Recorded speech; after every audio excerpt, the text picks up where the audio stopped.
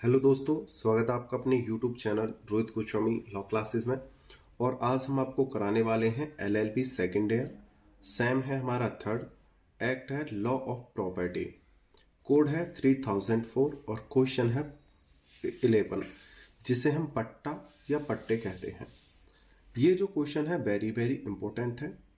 ये प्रत्येक वर्ष 5, 10 या 20 तीनों फॉर्मेट में से किसी भी दो फॉर्मेट में या एक फॉर्मेट में या तीनों फॉर्मेट में से आ सकता है। ठीक है, वेरी शॉर्ट, शॉर्ट या लॉन्ग, तीनों में से यहां से क्वेश्चन पूछा जाता है। बहुत ज्यादा अनिवार्य है याद करने के पर्पज से। ठीक है, इसको समझाने से पहले एक बात है जो बताना चाहता हूं। अगर किसी स्टूडेंट को हमारे नोट्स परचेज करने हैं, जो मुस्लिम law, international law, administrative law of property, professional ethics, ये जो है थर्ड सेमेस्टर के 5 एक्ट है हमारे। ठीक है, जिस स्टूडेंट को हमारे पीडीएफ चाहिए वो 499 का पेमेंट करके इनको परचेज कर सकता है। और परचेज जो करेगा वो उसका जो तरीका है, ऐसे करोगे आप, इस वाले नंबर पे आप व्हाट्सएप पे हमसे कनेक्ट हो जाना और आप पेमेंट भेज के अपने पीडीएफ प्राप्त कर सकते हो। ठीक है, वीडियो में चलने से पहले प्रत्येक क्वेश्चन की तरह थोड़ा सा इस क्वेश्चन को भी एक्सप्लेन करेंगे और अच्छे से समझेंगे। पट्टा होता क्या है? जैसे देखो, लॉ के अंदर कोई भी कार्य है, यानी कोई भी चीज हो, उसमें दो पक्ष होने बहुत ज्यादा जरूरी है। तो इसमें भी दो पक्ष हैं, ए और बी। ए यानी पट्टा कर्ता, और एक होता है पट्टेदार। पट्टा कर्ता जिसकी जमीन है, और जो लेता है जमीन लेने वाला। ठीक है, इसको बोलते हैं पट्टा कर्ता जिसकी जमीन होती है, पट्टेदार जो जमीन लेने वाला होता है। ए के पास कोई जमीन का टुकड़ा है, ये सपोज करो ये जमीन का टुकड़ा है। ए ने इस जमीन का एक नाम रख लेते हैं, L1 कर लेते हैं। ठीक है, भूमि का नाम हमने L1 कर लिया। ये जो भूमि का टुकड़ा ए का है, और यहां पे हम लिख देते हैं ए का है। क्या है ये? जमीन। ए ने इस वाली L1 जमीन को बी को दिया, बी ने मांगा या ए ने बी को दिया। आपस में इनकी क्या हुई?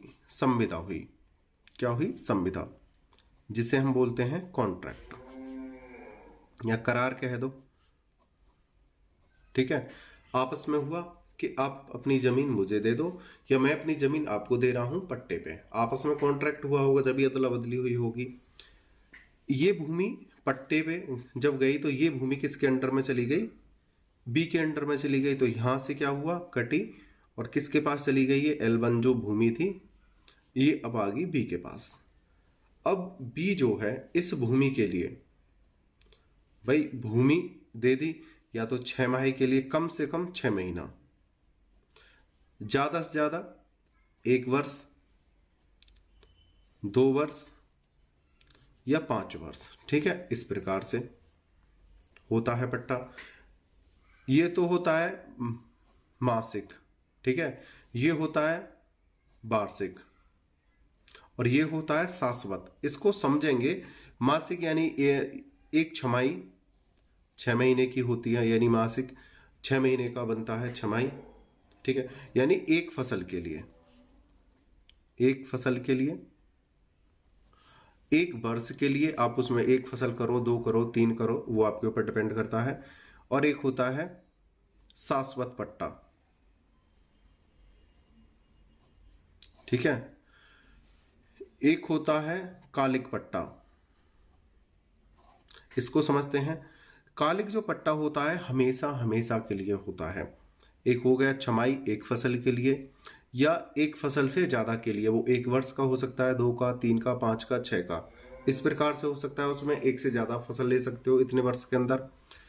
एक होता है कालिक जो हमेशा हमेशा चलता रहता है। इसको हम समझते हैं। तो जैसे पट्टा हमने ले लिया, अब पट्टे का जो हमारा जो लगान होता है, जैसे पट्टेदार ने बोला, पट्टाकर्ता ने बोला कि मैं अपनी जमीन आपको 1 बीघा जमीन है, वो 1,000 रुपये महीने के हिसाब से दे रहा हूं, ठीक है, इस प्रकार से। अब ये इसने कितने महीने के लिए लिया? 6 महीने के लिए, यानी छमाही, यानी एक फसल के लिए।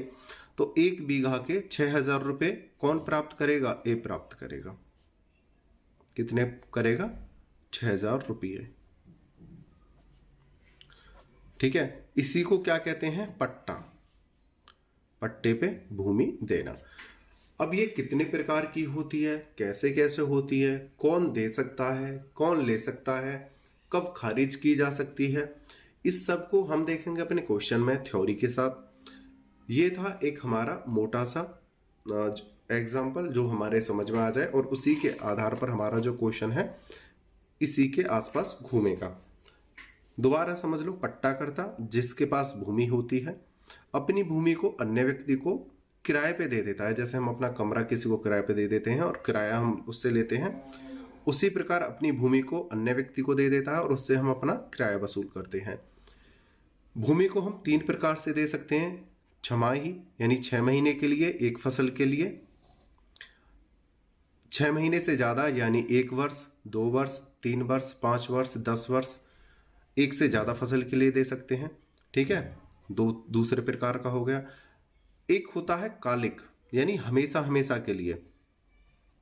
आप बस पट्टे के पैसे लेते जाइए और ये लाइफ टाइम हमारे पास रहेगा, यानी किराया आप लेते रहिए और ये जो जमीन है हमारे पास रहेगी। ये हो गए 3 प्रकार के पट्टे, और इसी के आसपास हमारा जो सारा क्वेश्चन क्या है घूमेगा। उम्मीद करता हूं ये आपको अच्छे से समझ में आया होगा। अब अपने क्वेश्चन की तरफ चलते हैं। क्वेश्चन में चलने से पहले आपसे एक बात और कहना चाहता हूं। ये जो क्वेश्चन है, एक क्वेश्चन के अंदर 7 से 8 क्वेश्चन है। क्वेश्चन एक ही है, ठीक है। इसके अंदर 7 से 8 क्वेश्चन आपके बनते हैं, वेरी वेरी इंपॉर्टेंट हैं। जैसे कि मैंने स्टार्टिंग में ही बताया था, इसमें से वेरी शॉर्ट भी आ सकता है, शॉर्ट भी आ सकता है और लॉन्ग भी आ सकता है, ठीक है। तो उसी के हिसाब से इसमें 5 नंबर के, 10 नंबर के और 20 नंबर, 5, 10 एंड 20 नंबर के हमने क्वेश्चनों को सेट किया है। यहीं से क्वेश्चन क्या होंगे? सेट होंगे। अगर वीडियो हमारी 40 या 50 मिनट से ऊपर की जाएगी तो मैं दूसरी वीडियो इसमें बना दूंगा, नहीं तो मैं कोशिश करूंगा ये इसी के अराउंड में कवर हो जाए, ठीक है। कवर होती है तो सबको करा दूंगा, नहीं तो दूसरी वीडियो आपको प्रोवाइड करा दूंगा। क्वेश्चन बहुत ज्यादा इंपॉर्टेंट है, जेन्युइन है, ठीक है। तो ध्यान से देखना। पहले हम एक एक क्वेश्चन को लेंगे, क्योंकि आपके जो दिमाग में है गड़बड़ी पैदा नहीं होगी, डिस्टर्बेंस नहीं होगा, ठीक है।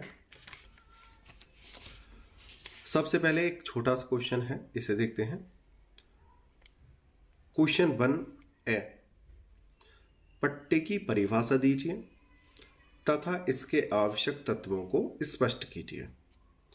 पट्टे कैसे किए जाते हैं, ये हमारा फर्स्ट क्वेश्चन बनता है। क्वेश्चन इसमें काफी हैं, लेकिन एक एक करके देखेंगे। अगर एक साथ मैंने सारे क्वेश्चन आपके सामने रख दिए, दिमाग में क्या हो जाएगी? उथल पुथल हो जाएगी, थोड़ा कंफ्यूजन पैदा हो जाएगा। तो इसलिए मैंने एक ही क्वेश्चन को रीड करा है। इस एक क्वेश्चन को देखेंगे, अब इसके आंसर को देखेंगे, ठीक है। पट्टे की परिभाषा तथा इसके आवश्यक तत्व और पट्टे कैसे किए जाते हैं। यहां से है हमारा उत्तर।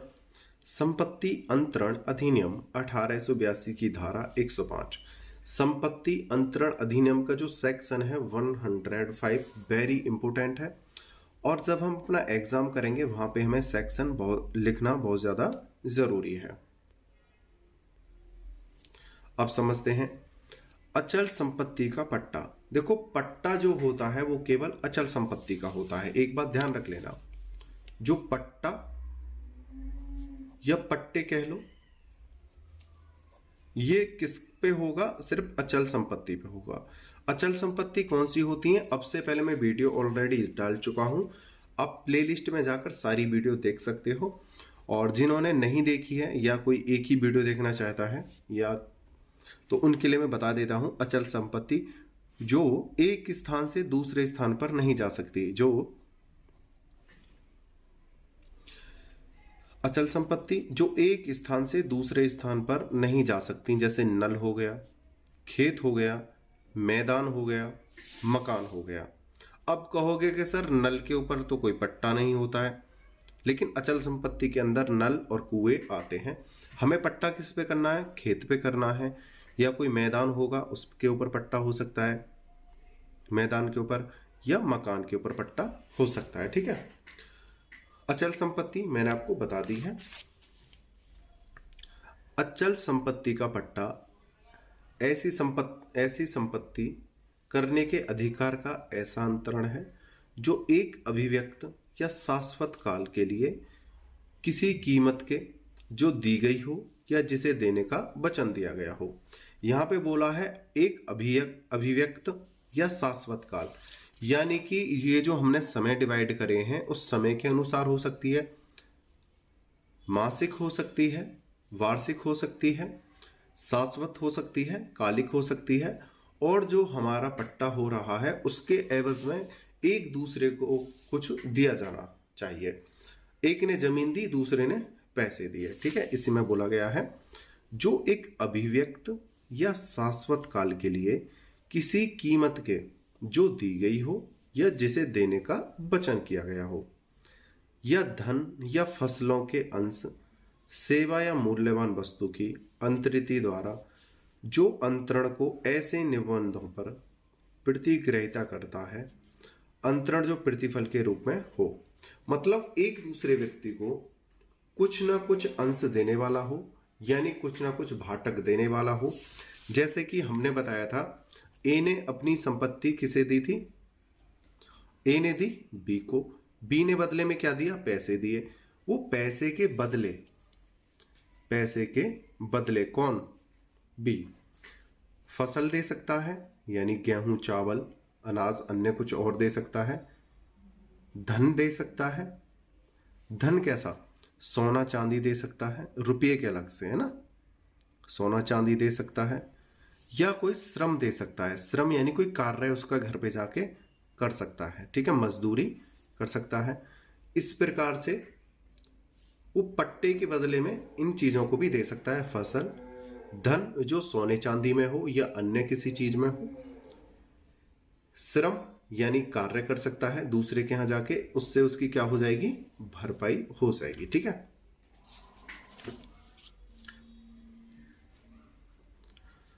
पट्टाकर्ता, पट्टेदार, प्रीमियम और भाटक।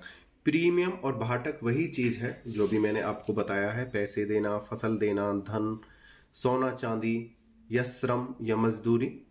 ठीक है, इस प्रकार से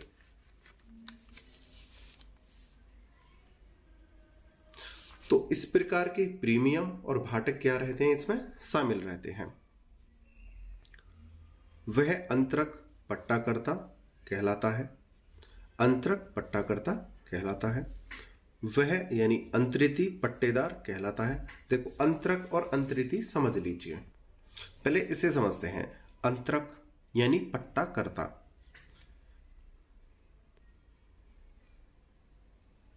जमीन देने वाला, जो जमीन देता है।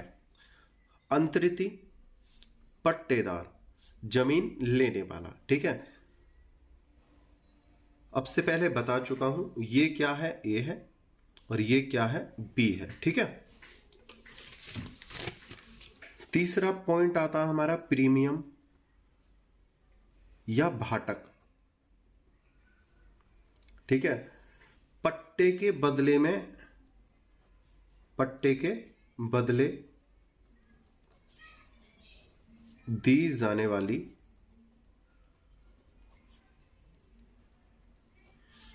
कोई भी धनराशि रूपी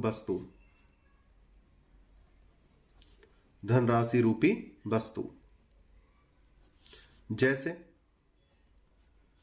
गेहूं या अन्य कोई फसल हो सकती है, जैसे अभी बताया था सोना चांदी, पैसे या श्रम, ठीक है, जो हम मजदूरी बोलते हैं, ठीक है, ये सब हो सकता है। आप इसे भी लिखना चाहो तो आप लिख देना वहां पे, वैसे मैंने ऑलरेडी लिखा हुआ है। यहां पे थोड़ा आपको दिक्कत होती समझने में, इसलिए मैंने और ओपन कर दिया है। अंतरक, अंतरिति, प्रीमियम या भाटक, भाटक, ठीक है। वह अंतरक पट्टाकर्ता कहलाता है, वह अंतरिति पट्टेदार कहलाता है, वह कीमत प्रीमियम कहलाती है। और इस प्रकार देय धन, अंश या सेवा, सेवा में श्रम या मजदूरी आ जाता है, अन्य वस्तु भाटक कहलाती हैं, ठीक है। ये यहाँ पे तीनों थे, मैंने तीनों ओपन करके वहां पे समझा दिए हैं। अगर ये समझ में आ जाए तो ये कर देना, या तीनों पॉइंटों को आप खोल के ऐसे लिख देना, ठीक है। पट्टाकर्ता, पट्टेदार, प्रीमियम और भाटक की परिभाषा दीजिए, ठीक है।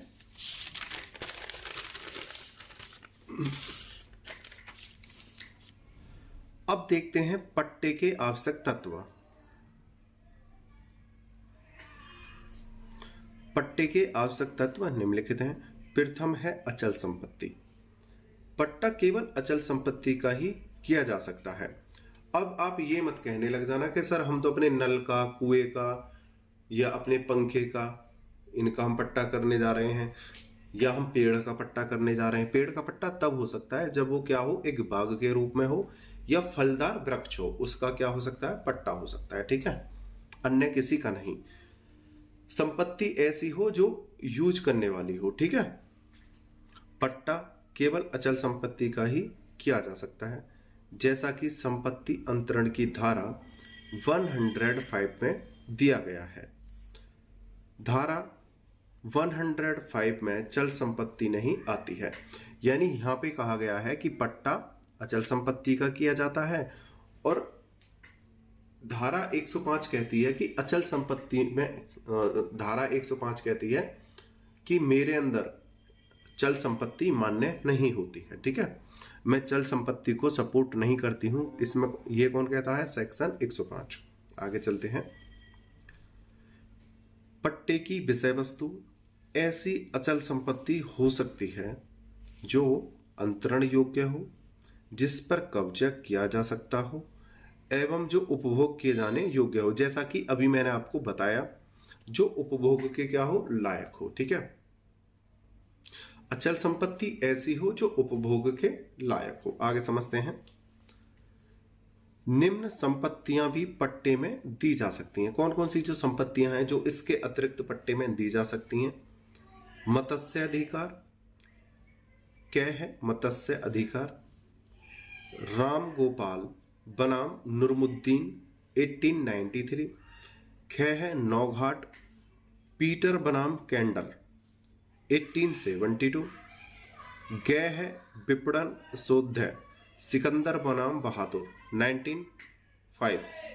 ये 3 केसेस हैं, 3 में से आप कोई 2 केसेस वहां पे लिख देना, जैसे क और ख। आप दो लिखोगे तो सफिशियंट है आपके लिए, ठीक है। ज्यादा लिखने की कोशिश ना करना, क्योंकि हमारा जो टाइम क्या है निश्चित होता है, उसी के अंदर हम अपने क्वेश्चन को सेट करना होता है और प्लस उसको चेक करना भी होता है। पक्षकार, पट्टे के 2 पक्षकार होते हैं, नंबर 1 पट्टाकर्ता, नंबर 2 पट्टेदार। पट्टाकर्ता अब से पहले समझा चुका हूं और मैंने यहां पे लिखा हुआ है, संपत्ति के भूस्वामी को कहते हैं। दूसरे शब्दों में संपत्ति को पट्टे पर देने वाला। पट्टेदार, जो संपत्ति को पट्टे पर ले। वस्तुतः पट्टाकर्ता भूस्वामी एवं पट्टेदार किराएदार होता है, ठीक है। पट्टा में पट्टाकर्ता और पट्टेदार दोनों को वैध संविदा करने के लिए सक्षम होना चाहिए, अर्थात वह वयस्क एवं स्वैच्छित हो। मतलब यहां पे कहा गया है जब कोई पट्टा किया जाता है तो जब 2 पार्टी शामिल होती हैं तो दोनों ही पार्टियों में क्या हो, वयस्क होने चाहिए, ठीक है, वयस्क और सक्षम होने चाहिए। अंतरणकर्ता भी और अंतरिति दोनों क्या हो, व्यस्क होने चाहिए। सबसे पहले तो ये कारण मतलब शर्त है। और स्वस्थ चित्त हो, पागल ना हो, दिवालिया ना हो। ठीक है, दोनों हो सकते हैं। कुछ कंडीशन ऐसी भी आती हैं जहां पे पट्टा कर्ता अवयस्क भी हो सकता है। ठीक है, उसमें कोई दिक्कत नहीं है। वो हमारे एग्जाम्पल के तौर पे हम बता देंगे आगे, अगर कोई नेक्स्ट क्वेश्चन बनेगा। कुछ परिस्थिति ऐसी होती हैं जैसे कोई गरीब बालक है और वो अवयस्क है, उस पे आय का कोई अन्य साधन नहीं है और वो उसका पालन पोषण किसी अन्य के द्वारा हो रहा है, तो वो अवयस्क जो बच्चा है अपनी संपत्ति को किराए पर या पट्टे पर दे सकता है और ले भी सकता है। ठीक है, अगर उनकी परिस्थिति उस प्रकार की बनी हुई है, उनके पास कोई अन्य रास्ता नहीं है। तो आगे समझते हैं। अभी मैंने आपको कराया था पक्षकार, तो यहां पे पॉइंट नंबर डाल लेना 2। ठीक है, 1 हमने कराया है अचल संपत्ति, दूसरा है हमारा पक्षकार। यहाँ पे जो है फ्लूट लग गई थी, पक्षकार अभी मैंने करा दिया है, पॉइंट नंबर 2 हो गया। और पॉइंट नंबर 3 है हमारा पट्टा अंतरण एवं आंशिक अंतरण।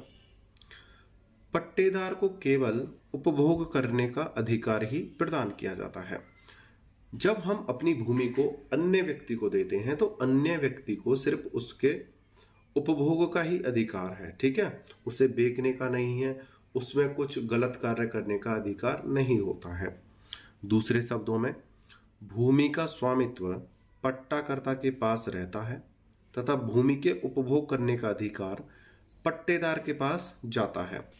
जैसे हमने अभी बताया था, अंतरण यानी पट्टाकर्ता अपनी संपत्ति को, जैसे ये संपत्ति है, ये किसके पास गई, यहाँ पे बी के पास आ गई, तो बी सिर्फ इसका क्या कर सकता है, उपभोग कर सकता है। ठीक है, अगर किराएदार है तो उसके अंदर रह सकता है, अगर खेत लिया है तो वहां पे फसल बो सकता है, बाग है तो फल तोड़ सकता है, वहां पर क्षति नहीं करेगा। अगर बाग है तो पेड़ों को काटेगा नहीं, खेत है तो वहां से मिट्टी नहीं उखाड़ेगा, मतलब खोदेगा या इधर उधर उसमें कोई खनन नहीं करेगा, मकान है तो उसका दुरुपयोग नहीं करेगा। तो यहाँ पे क्या है, सिर्फ इस्तेमाल और उपभोग का ही कार्य कर सकता है, अन्य गैर कानूनी कार्य वहां पर नहीं कर सकता और ना ही संपत्ति को हानि पहुंचा सकता। ये तो एक नॉर्मल से पॉइंट है जो अक्सर सभी व्यक्ति जानते हैं। अब मेन चीज आती है समय। 4th पॉइंट है अवधि का समय। पट्टे का आवश्यक तत्व है पट्टे की अवधि, अर्थात संपत्ति में उपभोग के अधिकार को निश्चित समय, अभिव्यक्त या निश्चित काल के लिए होना चाहिए। जो पट्टा होता है, जैसे मैंने स्टार्टिंग में ही बताया था, पट्टा किसी एक निश्चित समय के लिए किया जाना चाहिए और संविदा कैसी हो, लिखित होनी चाहिए।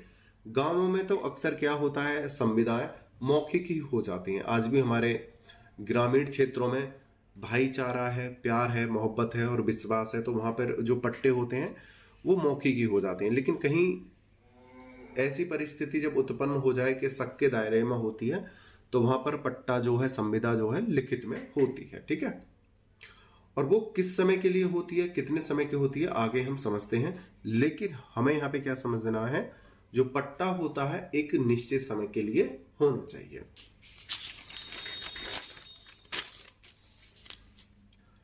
अवधि की दृष्टि से धारा निम्नलिखित पट्टों को मान्यता देती है। ठीक है, धारा यहां पे लिख लेना 105 निम्नलिखित पट्टों को मान्यता देती है। वो अब समय कौन कौन से हैं, निश्चित अवधि के लिए पट्टा, निश्चित अवधि जैसे 6 महीने, 9 महीने, 10 महीने, 1.5 साल, 2 साल। ठीक है, इस प्रकार की निश्चित अवधि के लिए। दूसरा है आवधिक या कालिक पट्टा। आवधिक या कालिक पट्टा ऐसा होता है, वो छमाई के तरीके से होता है कि भाई गेहूं की फसल कट जाएंगी या ये मौसम जो चेंज हो जाएगा। जैसे आपको मैंने पट्टा दिया है 2 सर्दियों के लिए, दो गर्मियों के लिए, यानी उस का मतलब क्या है, जैसे गर्मी यहाँ से स्टार्ट हुई, फिर उसके बाद क्या आई, बारिश आई, वर्षा, फिर उसके बाद सर्दी, तो एक सर्दी हो गई। ठीक है, अब दोबारा से दो सर्दी के लिए दिया हुआ है, फिर दोबारा से गर्मी आएंगी, फिर बारिश आएगी, फिर क्या आएगी, सर्दी, तो ये क्या हो गई, दो। ठीक है, एक और एक मिला के क्या हो गई, दो, तो दो क्या है, कालिक। तो इस प्रकार से लोग क्या करते हैं, अपना पट्टा देते हैं कि भाई दो सर्दियों के लिए आप ले लो, दो गर्मियों के लिए ले लो, दो बारिश के लिए ले लो। इस प्रकार से भी होता है कालिक, वो कालिक या आवदेख। ठीक है, एक होता है शाश्वत। शाश्वत कैसा होता है, जो लंबे के समय के लिए, पीढ़ी दर पीढ़ी जो चलता ही रहता है, यानी 20 साल, 30 साल, 50 साल, 60 साल के आप बस क्या है, किराया लेते जाओ। ठीक है, इसको समझेंगे आगे। सबसे पहले है सामयिक पट्टे, यानी वर्षानुवर्ष, ईयर टू ईयर या मासानुमास, मंथ टू मंथ हो सकते हैं। ऐसा पट्टा अवधि समाप्त होने पर भी तब तक चलता है जब तक कि पट्टे का अवसान यानी विराम सूचना द्वारा नहीं दिया जाता। देखो इसमें क्या है, अभी हमने बोला था अवधि का पट्टा, जो अवधि होती है उसमें निश्चित होती है 6 महीने, 1 साल, 2 साल, 4 साल, या एक पट्टा होता है कि मैंने अपनी जमीन जो है पट्टे पे दे दी है कि भाई इससे आप तुम करो। उसमें चाहे आपके 1 साल हो जाएं, 2 साल हो जाएं, 3 साल हो जाएं, 4 या आगे को चलते रहें, पट्टा करता जब तक आपसे मना नहीं करेगा कि भाई अब आप मेरे जमीन को मुझे दे दो, अब इसे मेरे अंडर में कर दो, अब मैं अपना पट्टा समाप्त करता हूं, एक पट्टा होता है ये। ठीक है, यहाँ पे लिखा हुआ है ऐसा पट्टा अवधि समाप्त होने पर भी तब तक चलता है जब तक कि पट्टे का अवसान विराम सूचना द्वारा नहीं दिया जाता। किसी ने कहा था कि आप पट्टा ले लो 6 महीने के लिए, 1 साल के लिए, लेकिन वो क्या है 6 महीने भी हो गए, 1 साल भी हो गए, कंटिन्यू वो क्या है चला जा रहा है। तो ऐसा क्या होगा, वर्षानुवर्ष, मतलब वो चलता ही जा रहा है जब तक वो विराम का कोई मैसेज नहीं आएगा, कैंसिल का मैसेज नहीं आएगा, वो चलता रहेगा। दूसरा है मौरूसी पट्टे, सामान्यतः शाश्वत काल के लिए होते हैं। मौरूसी अपने आप में वंशानुगत उत्तराधिकार अर्थ का बोधक है। मौरूसी यानी शाश्वत जो पट्टा है, ये कैसे हैं, उत्तराधिकार, मतलब एक बार किसी ने ले लिया कि मैं ले रहा हूं, मेरे बाद मेरे बच्चे करेंगे, उसके बाद उसके बच्चे करेंगे, उसके बाद उसके बच्चे करेंगे। तो इस प्रकार के पट्टों को भारत सरकार ने क्या कर दिया है, बंद कर दिया है। एक बात और समझ लो, पट्टे 3 प्रकार के होते हैं, मासिक, ठीक है, वार्षिक, इसमें कितनी वर्ष हो सकती हैं, एक होते हैं शाश्वत। शाश्वत को बंद कर दिया है। मासिक और वार्षिक लगभग कैसे हैं, एक जैसे देखते हैं। ठीक है, 6 महीने के लिए ले लिया, लेकिन सामने वाले ने मना नहीं करा कि भाई 6 महीने तो मैंने कर ही लिया है, उसने कोई सूचना नहीं दी तो आपने आगे को भी वो करना स्टार्ट कर दिया। या इसी प्रकार से 1 वर्ष में भी हो सकता है। संविदा क्या होगी, लिखित होगी, लेकिन अगर वो करवाना चाहता है 1 साल से ज्यादा या 6 महीने से ज्यादा, तो वो चलता ही रहेगा जब तक कोई मैसेज नहीं आता है। शाश्वत पट्टों को बंद ही कर दिया गया है। भारत में शाश्वत काल के पट्टे अनुज्ञेय माने गए हैं। स्टेट ऑफ उत्तर प्रदेश बनाम लालजी टंडन 2004, इसमें जो है कहा गया था जो शाश्वत पट्टे हैं, जो उत्तराधिकार के जो पट्टे हैं, जो लगातार लंबे वर्ष समय तक चलते रहते हैं, इस प्रकार के पट्टों को क्या करा जाए, बंद किया जाए, अनुज्ञेय किया जाए।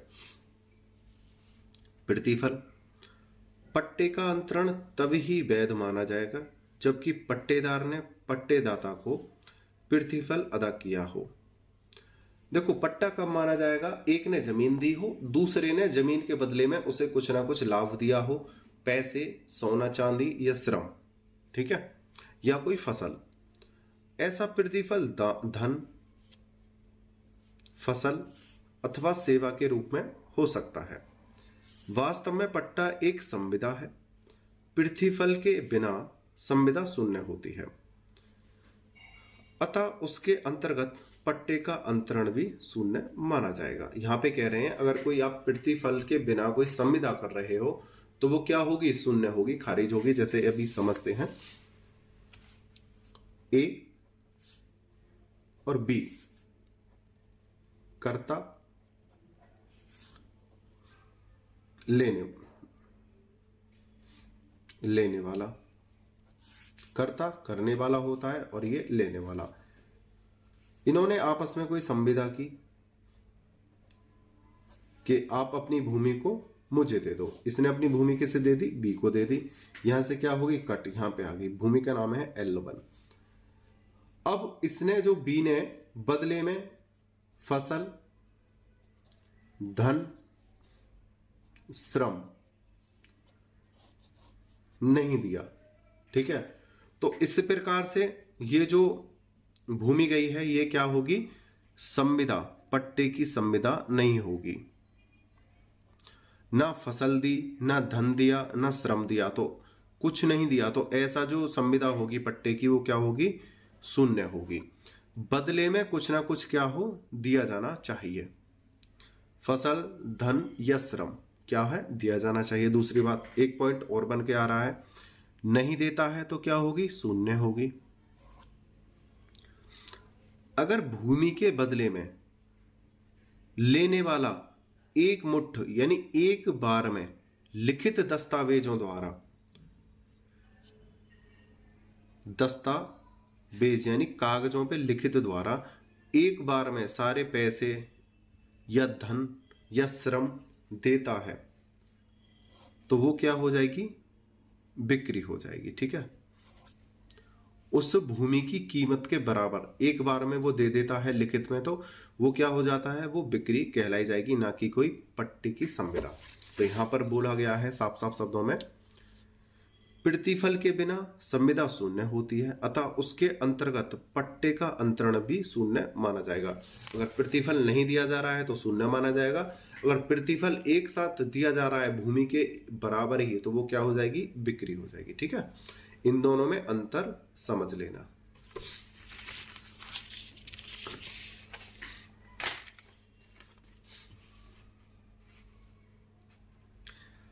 CM बीना बनाम PN रामचंद्र राव 2004 ऐसे, इसमें उच्चतम न्यायालय द्वारा यह अभिनिर्धारित किया गया है कि यह जानने के लिए कि कोई समव्यवहार पट्टा है या अनुज्ञप्ति, पक्षकारों के आशयों को देखा जाना चाहिए। यानी कि यहां पे क्या बोला है,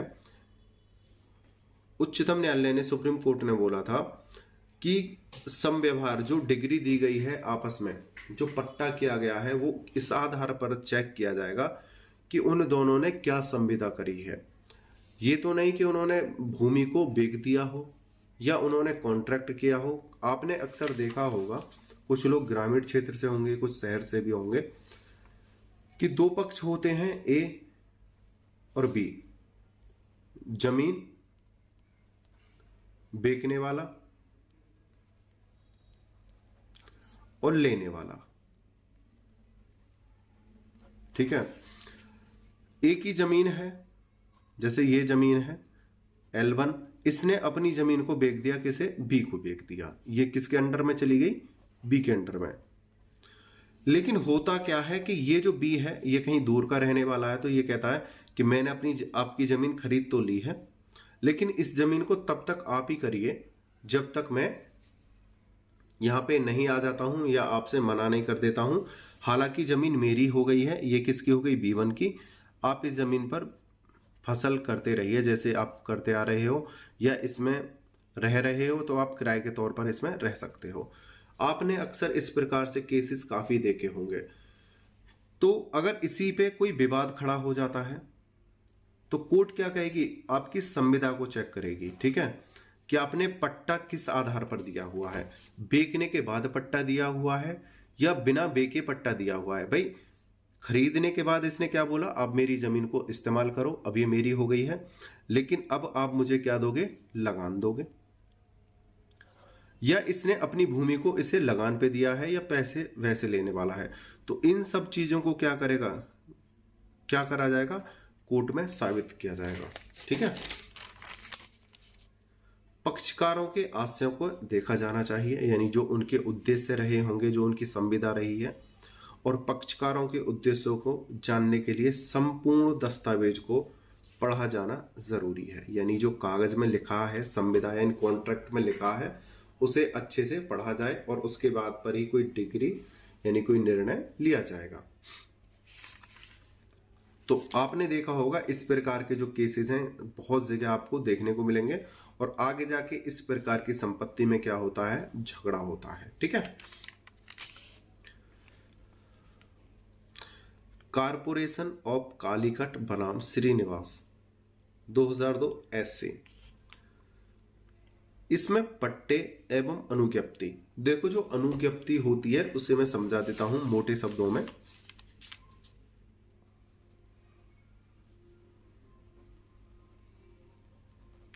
अनुज्ञप्ति यानी डिक्री, यानी कोई निर्णय, जैसे कोई केस डाला और उस केस का कोई लास्ट क्या होता है, जजमेंट, उसको क्या कहते हैं, अनुज्ञप्ति, डिक्री या निर्णय, यानी लास्ट में जो डिसीजन आता है उसी को कहते हैं अनुज्ञप्ति, डिक्री या निर्णय। ठीक है।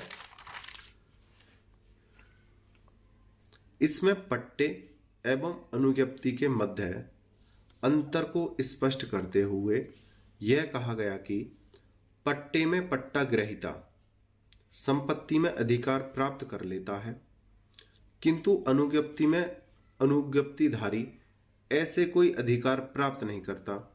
अनुज्ञप्तिधारी का संपत्ति पर केवल कब्जा मात्र रहता है, जबकि नियंत्रण अनुज्ञप्तिकर्ता पर रहता है। इसमें भी यही बात बोली गई है। इसमें पट्टा ग्रहीता यानी कि जो पट्टा लेता है, ठीक है, अनुज्ञप्तिधारी और पट्टाकर्ता। अनुज्ञप्तिधारी जो पट्टा लेता है किराए पर, सही है, संविदा करता है। अनुज्ञप्ति करता है यानी जो पट्टे पे अपनी भूमि को किसी अन्य को किराए पर देता है। ठीक है। तो इस पर भी यही एग्जाम्पल क्या है, सूट करता है पहले वाला। ठीक है। भूमि दी और भूमि के बदले में क्या है, पैसे या सेवा या फसल प्राप्त करी। इसमें क्या है, यह निर्णय दिया गया है कि जमीन तो चली जाती है, उसका कब्जा जो होता है जमीन को लेने वाले का, वो सिर्फ दिखावटी होता है। फसल वो करेगा, उसकी देखरेख खुद करेगा, लेकिन कब्जा असली मालिक का ही रहेगा जिसने पट्टा दिया है, और जिसने पट्टा लिया है वो सिर्फ दिखावटी का क्या रहेगा, मालिक रहेगा। आगे है शाश्वत पट्टा तथा विक्रय में अंतर। दोनों में अंतर यह है कि उक्त प्रकार के पट्टे में अंतरित हित जितनी अवधि के लिए हो वह पूर्ण हित का अंतरण नहीं माना जाता है। पट्टे में कुछ हित पट्टाकर्ता में शेष रहता है, जबकि विक्रय के अंदर विक्रयकर्ता का किसी प्रकार का हित शेष नहीं बचता है। देखो एक बार बता देता हूं, दो पट्टे हैं, शाश्वत पट्टा और एक है विक्रय। ठीक है। शाश्वत जो होता है वो उत्तराधिकार के अधिकार पे होता है, पीढ़ी दर पीढ़ी, पीढ़ी दर पीढ़ी क्या है, चला आ रहा है। ठीक है, इस प्रकार से। और एक क्या है, विक्रय, पैसे के बदले में विक्रय तो सभी जानते हो, बेचना। तो ये कह रहा है कि शाश्वत जो पीढ़ी दर पीढ़ी चला ही आ रहा है पट्टा, और जो विक्रय है उसमें तो कोई अंतर होना ही नहीं चाहिए भाई।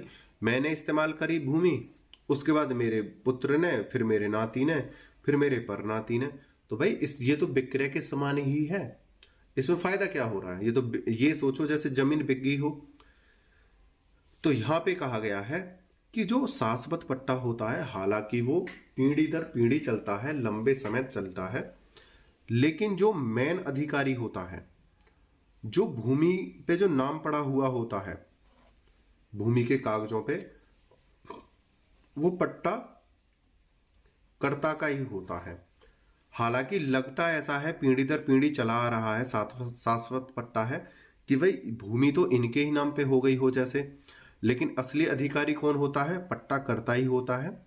जैसे इनकी पीढ़ी दर पीढ़ी चलती आएंगी, इसी प्रकार से पट्टा कर्ता की पीढ़ी दर पीढ़ी उसके अंडर ये जो जमीन आती रहेगी। ठीक है, कुछ परिस्थिति जब गंभीर पैदा होंगी तो ये क्या है, उसे खत्म कर देगा पट्टे को। ठीक है, कौन? पट्टा करता, कि आपने कई पीढ़ी इसका इस्तेमाल कर लिया, अब आप इसे हटिए, अब ये हमारी हो गई। विक्रय बिल्कुल शाश्वत की तरह ही है। भाई एक बार जमीन क्या है, खरीद ली तो वो क्या है, खरीदने वाले की हो जाएगी। तो इसमें सिर्फ इतना अंतर है, ये हमेशा के लिए चली जाती है, ये हमेशा के लिए जाती तो है शाश्वत पट्टा, लेकिन जो भूमि पे जो नाम होता है वो पट्टा कर्ता या उसके उत्तराधिकारी का ही रहता है। भविष्य में कभी भी उसको क्या है, खारिज कर सकता है पट्टे को। ठीक है,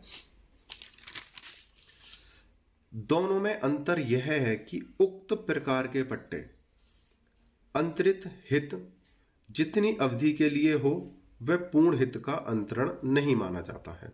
ठीक है, जितने भी समय के लिए हो, एक पीढ़ी, दो पीढ़ी, यानी 30 साल, 50 साल, 70 साल, यानी जो अंतरिति होती है वो पूर्ण हित की नहीं होती है, वह पूर्ण हित का अंतरण नहीं माना जाता है। पट्टे में कुछ हित पट्टाकर्ता में शेष रहता है। ठीक है, हालांकि 30, 50, 70 साल के लिए पीढ़ी दर पीढ़ी दे दिया, लेकिन हित किसके पास है? पट्टाकर्ता के पास ही रहेगा। और जबकि विक्रय के अंदर विक्रयकर्ता का किसी प्रकार का हित शेष नहीं बचता। ठीक है, उम्मीद करता हूं यहां तक आपको अच्छे से समझ में आया होगा। जैसा कि मैंने आपको स्टार्टिंग में ही बताया था कि ये जो क्वेश्चन है